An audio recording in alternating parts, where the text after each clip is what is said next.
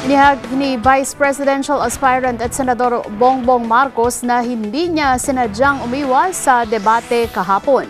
Anya, wedding anniversary nilang mag-asawa at nauna na itong nakaplano bago pa man ang itinakdang debate. Binatikos rin ng senador ang kanyang dalawang kapartido na kapwa tumatakbo sa pagka-vice-presidente. Si Mean Corvera sa detalye. Binweltahan ni Senador Bongbong Marcos ang mga kapartido matapos siyang akusahang hindi dumalo sa Vice Presidential debate kahapon para makaiwas umano na sagutin ang aligasyon ng korupsyon. Hindi man dumalo sa debate, si Marcos ang tila nagisa ng husto matapos akusahan ni Senador Alan Peter Cayetano na inilagay umano ang pork barrel sa mga NGO ni Janet Lim Napoles.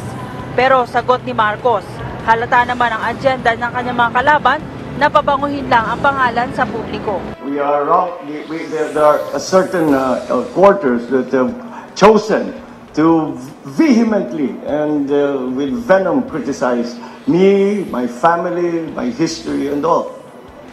But I take solace in what Churchill said when he said, if you have no enemies, you have done nothing. So at least we have done something.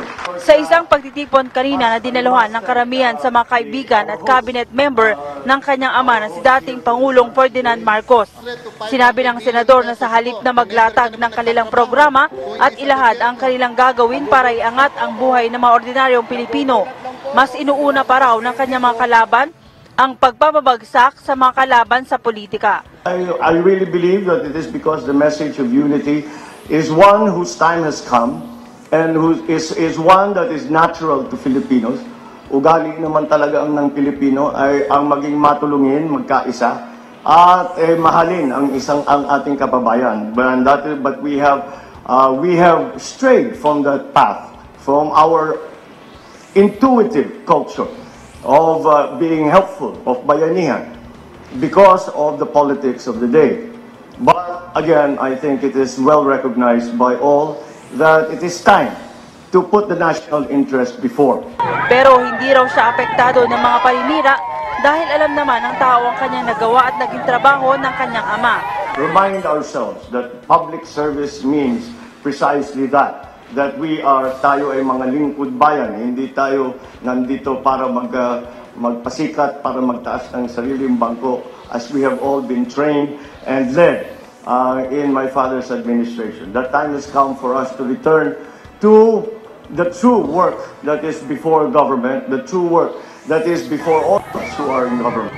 And that is, once again, to help those who are disenfranchised, to help and to find ways to make life better for our country, to make our country stronger, more progressive, and more equitable.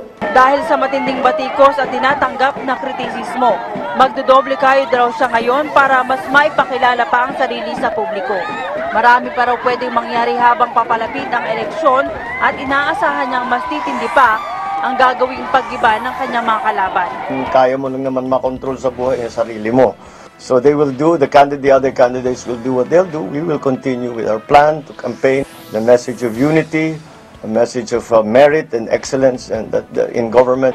Nanindigan naman si Marcos na walang naipresentang bago o programa ang kanyang mga kalaban at inulit lang ang kanilang mensahe sa nakaraang debate.